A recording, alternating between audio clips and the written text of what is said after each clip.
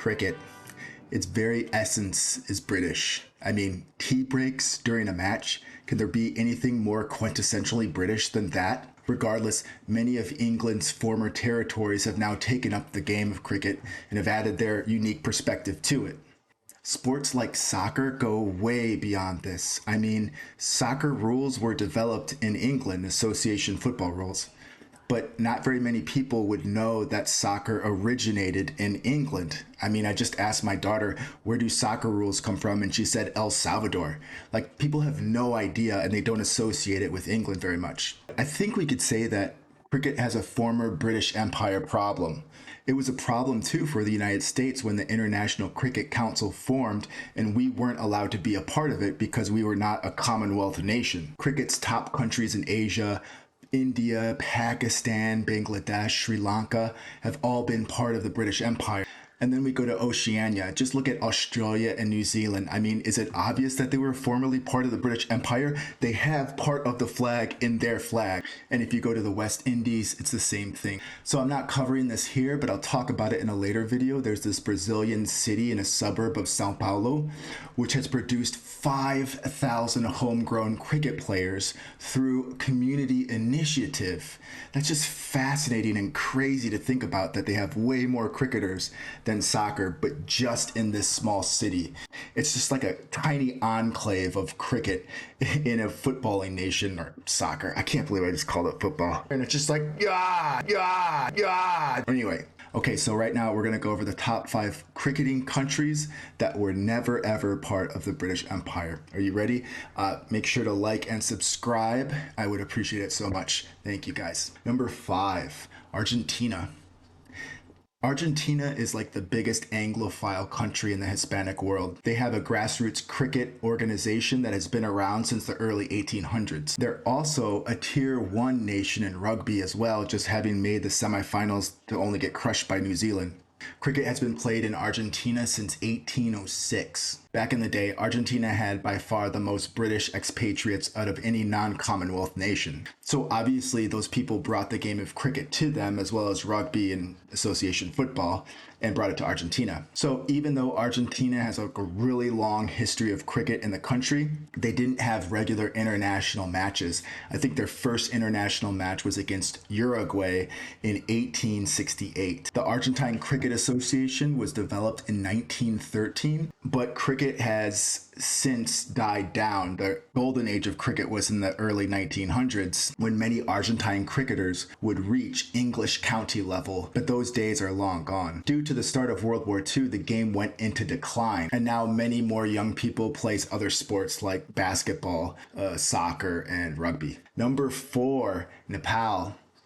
So a lot of sources say that cricket was brought to Nepal by the Prime Minister's son in the 1800s, but it was considered a gentleman's game and thus reserved only for the wealthy elite. The Cricket Association of Nepal was created in 1946 specifically to promote the game for the wealthy elite. The game was originally just restricted to the capital of Kathmandu, but later spread to the rest of the countries around the 1980s. Nepal has had a lot of success as an associate cricket member. It qualified for the T20 World Cup in 2014 and also has ODI status. And it regularly competes in ODI Cricket World Cup qualifications. Nepal has their own T20 competition called the Everest Premier League, which formed in 2014, and it's probably the best T20 league out of any associate member country. It has one of the best attendances out of any T20 league. Number 3, the Netherlands.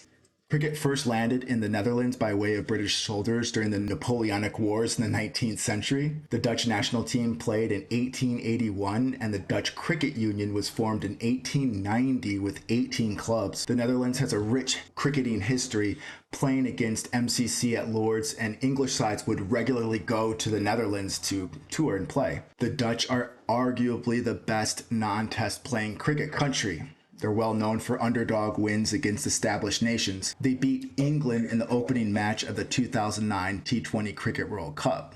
In 2010, they won their first ODI against a full member, beating Bangladesh. The Netherlands have qualified for the ICC World Cup 5 times in 96, 2003, 2007, 2011, and 2023 most recently. And obviously, they've just made waves beating South Africa in the 2023 Cricket World Cup. Pretty amazing stuff.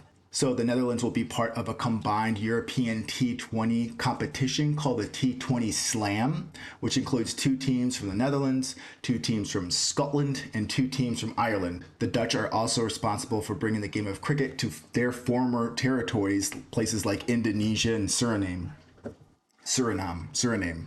I don't know which one it is. Suriname. Number 2, Thailand.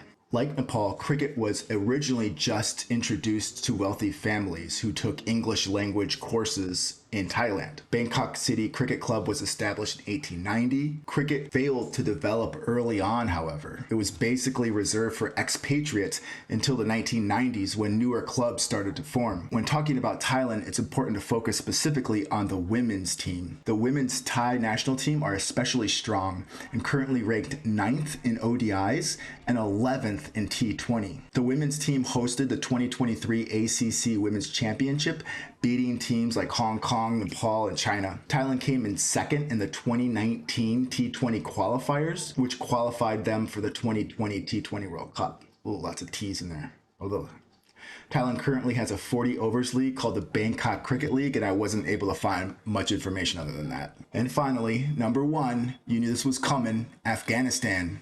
Afghanistan is one of the best success stories in all of cricket, and I love it. Cricket has rapidly grown in popularity there and is now the most popular sport in this war-torn country. Although cricket was first played by British soldiers in Afghanistan in around 1839, there remains no lasting legacy from this development. The real start of cricket was in the 90s when the sport became popular among Afghan refugees in Pakistan. The Afghanistan Cricket Council was formed in 1995. Originally banned by the Taliban, an exception was made for the sport in the year 2000. Afghan domestic cricket structures continue to grow where it's played on a provincial level. Unfortunately, Afghanistan does not play home matches inside their country due to the ongoing security situation. Sometimes they play their home games in the United Arab Emirates or other places. However, work is being done on the Sherzai Cricket Stadium in Jalalabad, a city which is known to them as the cricket capital. Afghanistan is the only test-playing nation that was never part of the British Empire. And I hope this team's story can inspire other new countries to grow the game as well. And hopefully one day soon, we will have multiple countries that play test cricket that were never ever part of the British Empire. Thanks for watching, guys. I'll see you later.